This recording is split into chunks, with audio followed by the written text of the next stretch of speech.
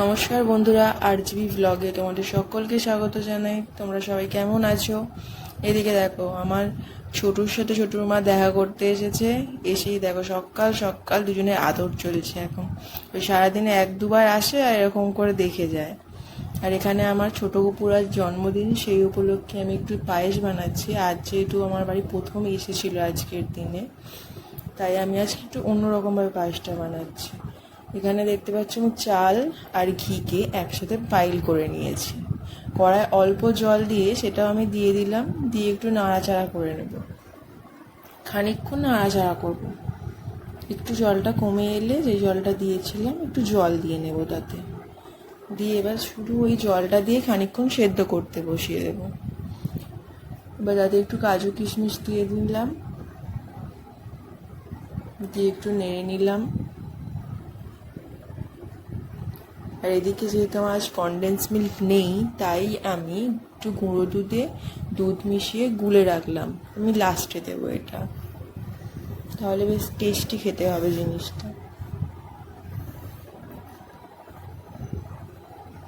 এইভাবে গুলে নিলাম।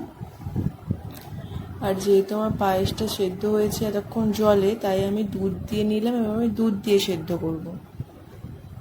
কারণ প্রথম থেকে দুধ দিয়ে সেদ্ধ করলে বেশ একটা ক্ষীর ব্যাপার আসে পায়েসে। দেখতে পাচ্ছ আমার পায়েস প্রায় সেদ্ধ হয়ে গেছে। আমি এবার ওই গুঁড়ো দুধটাও দিয়ে দিলাম, দিয়ে একটু গ্যাসটা জোর দিয়ে নেড়ে নেব।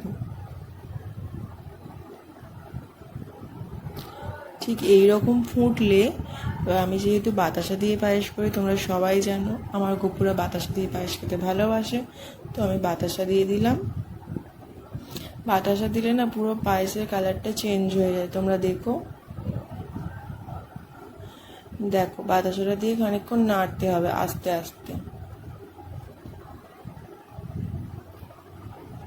ঠিক এইভাবে নাড়ার পর দেখো পায়েসের কালারটা কেমন এসেছে, একবার দেখো কত সুন্দর লাগছে। মানে খেতেও খুব টেস্টি হয় বাতাসা দিয়ে পায়েস, এবার করে দেখো তোমরা। আর আমার গোপুরা না চিনির থেকে বাতাসাটাই বেশি খেতে পছন্দ করে। এখানে আমার পায়েস রেডি। আর এখানে আমি আমার ছোটো গোপুকে সাজিয়েছি আর বড় গোপুকেও সাজিয়েছি। দুজনে মিলে পায়েস খেতে বসে পড়েছে। কেমন লাগছে জানিও ওদের দুজনকে। দেখো, যদি আমার ব্লগটি ভালো লাগে থাকে তাহলে প্লিজ লাইক এবং সাবস্ক্রাইব করবে।